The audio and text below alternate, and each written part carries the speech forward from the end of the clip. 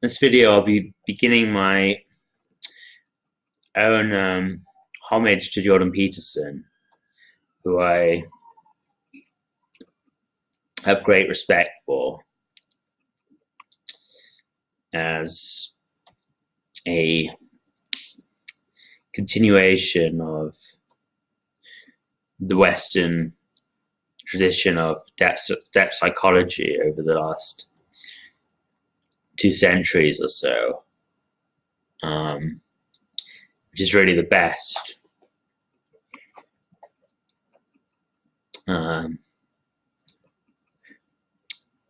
Seemingly the best spiritual aspect of Western society over the last 200 years, with thinkers like Nietzsche, Dostoevsky, and Carl Jung, who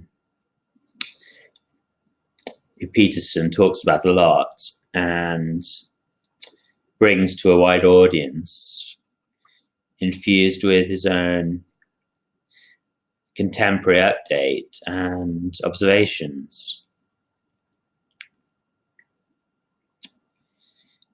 And this could hardly be more resonant with myself, who's also, equally in love with those thinkers. And as I said already in my previous videos, I think just looking at Jordan Peterson's manner, you can see he is a deeply serious and conscientious individual. And of course, that's obviously also present in the things he says. So,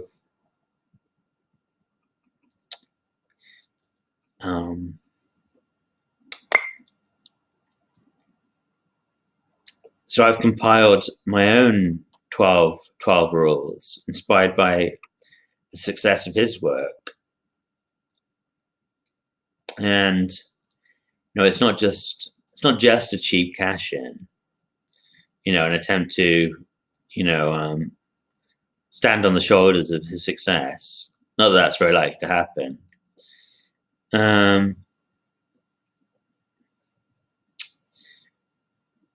But also, genuinely born of a love for what he's done, and homage.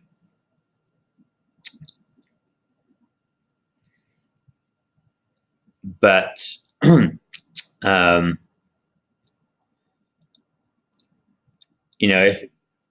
if I'm allowed to have my own criticism of his writing and his work, it's that he's a little too po-faced and serious at times, and obviously he is a depressive character, and that's not desirable,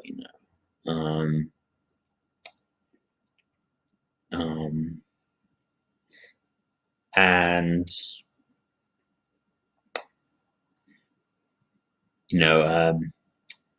a lot of people put off by that, and it's associated with his excessive frowning paternalism, and orthodox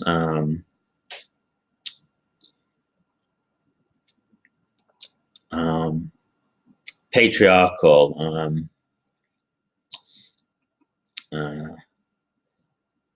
affinities and loyalties.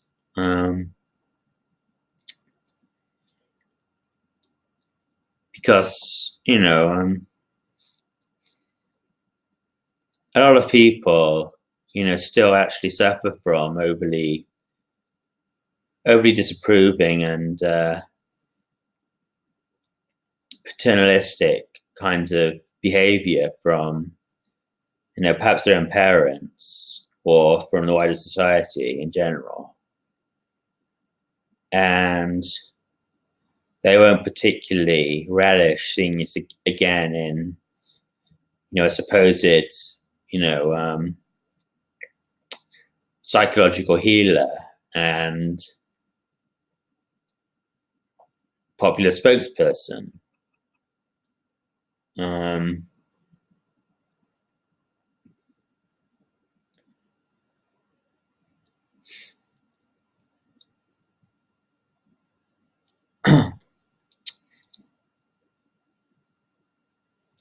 And there's another side to some of the thinkers that Jordan Peterson references and is deeply influenced by, like Nietzsche, which runs very, very counter to that element of Jordan Peterson's personality. Nietzsche talked about the spirit of gravity as a dreadful millstone around the necks of humanity and individual human beings, which always wanted to keep people weighed down with responsibilities and guilts. It was very frowning.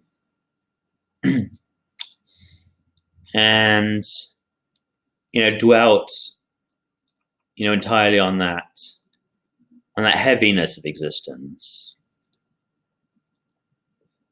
Whereas Nietzsche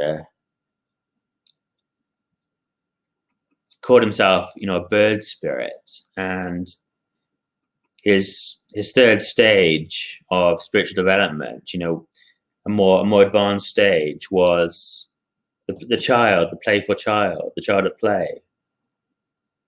And there's a great praise of playfulness and levity in Nietzsche's writing. He talked about these two opposed trends in humanity or human history: the tendency to weigh people down and a tendency to relieve them of their burdens.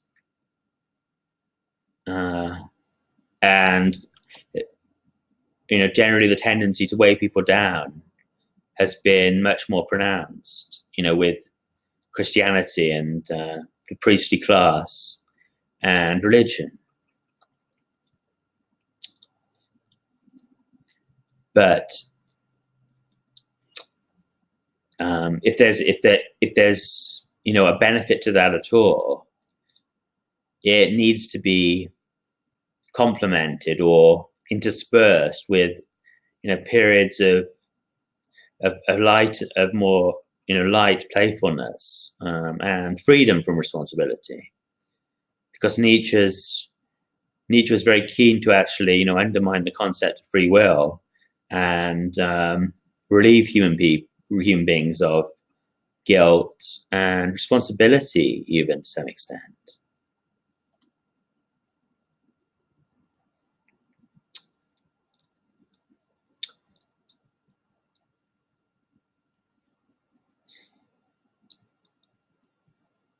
And while there's great worth in Jordan Peterson, calling people to be responsible, in today's society,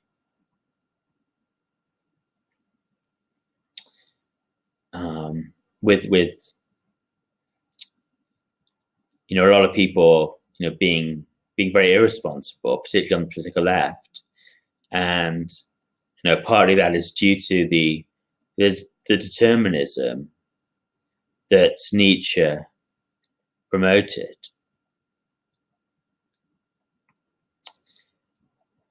Although there is value in that calling people to be responsible, it's also necessary to counterbalance that, at least for some people, because we're all different, and some of us are not too responsible, some of us are too responsible and too guilty still. um, it's very healthy to be aware of this other side of Nietzsche, and and to recognize the um, potential weakness in Jordan Peterson and his message, because he has such influence now and has influenced so many people, and they might not be getting the other side of the story.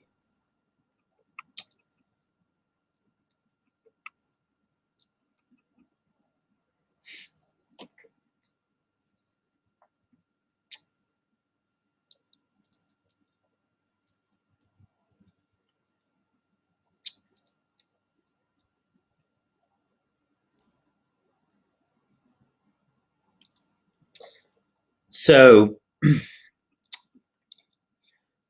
um, that's one aspect of my take on Jordan Peterson, and I mean, the title of my 12 rules is more playful than you see the playfulness coming through in my title, which um, is 12 rules from MAD, which is an acronym for miracles a dozen. 12 rules from MAD recovery, how I defeated mental sickness and reclaimed my life. So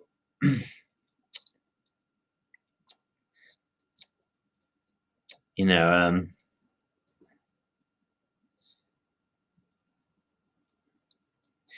I'm being a bit reckless. Um, you know, celebrating my mad identity in that way, and speaking of miracles, in such a secular age, that would generally consider such things to be a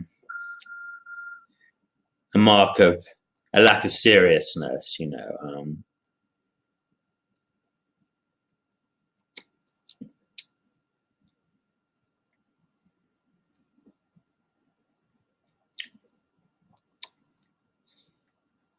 And so my 12 rules are specifically to some extent aimed at people who have been labeled mentally ill, or who are struggling with human misery or unhappiness or confusion. Although it's more or less the same sort of thing as Jordan Peterson, just utilizing my own background as leaping off point. Mm.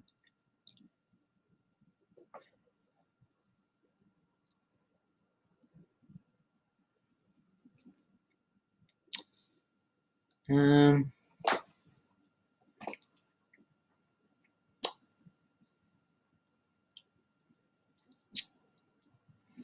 and I should also say that I do regret that Jordan Peterson is not more critical of his own profession, or the helping professions in general, because it's a huge uh, it's a huge flaw in our current Western society, which he almost seems to totally stay clear of.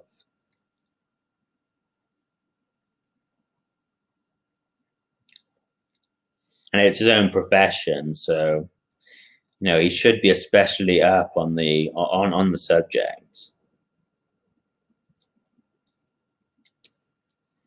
I don't think he's being completely honest, perhaps even with himself on the subject, judging from his prescriptions. I mean, his own pill usage, which has now been come out very recently, as an issue. I don't want to dwell on that, or rub salt into the wound by trying to discredit him for his own tragedies or human unhappiness. But it's not totally irrational to judge a thinker, particularly a thinker on psychology, by their own happiness in life and their own flourishing. Obviously, in many ways, Jordan Peterson is a very, very successful man. So, in some respects, he passes with flying colours on that subject. But on the other hand,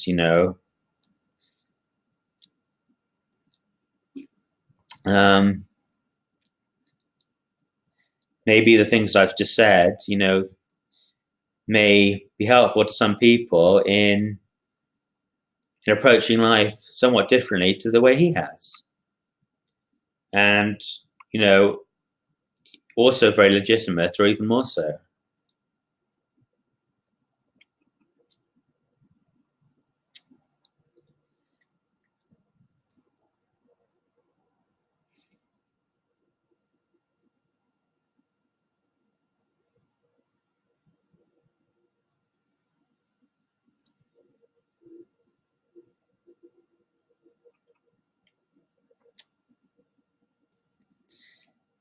And to go on in my little critique, I observe when I see his 12 Rules for Life that they don't seem to me to be the most essential wise maxims that one would come up with. That's an interesting fact about them. I mean, they're instead geared to kind of like quaint, charming little details, like go upstairs and tidy your room, or don't interfere with children when they're playing, or something like that. These are they're not the most essential kind of eternal 12 commandments of psychological health that one might come up with. At least in my opinion, they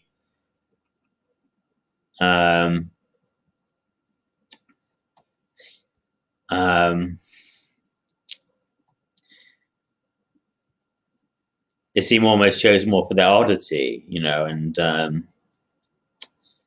for their finding profundity in the small, rather than being more abstract, general psychological rules which get at the essence of what psychological health is about. Although if you go into the detail of his explanation of each rule, you do get a lot more general psychological insight, which is very, very, very pertinent, and more time-honored wisdom that one can see its general and essential relevance.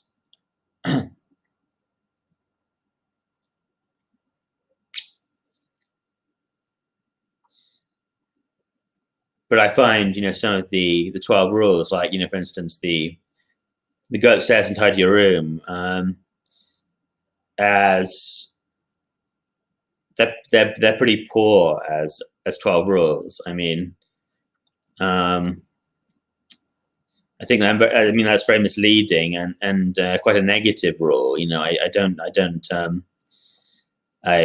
Although he may make some some very, very pertinent insights in the text beside it.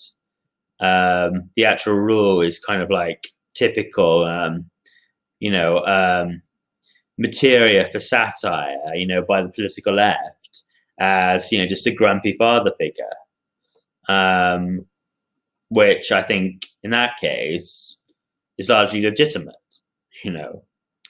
Um,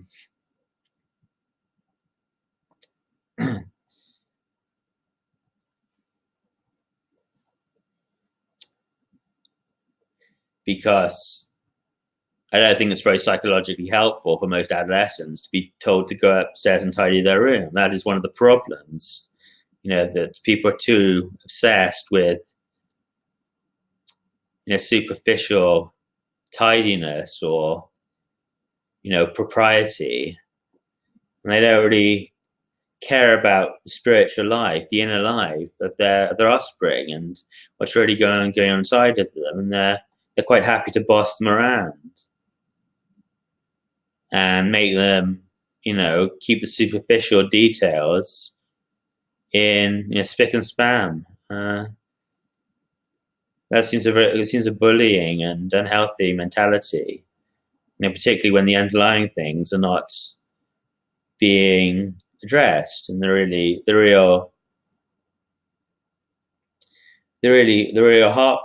heartfelt things and soulful things are being pushed under the carpet.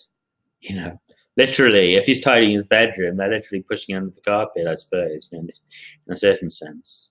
Um, um,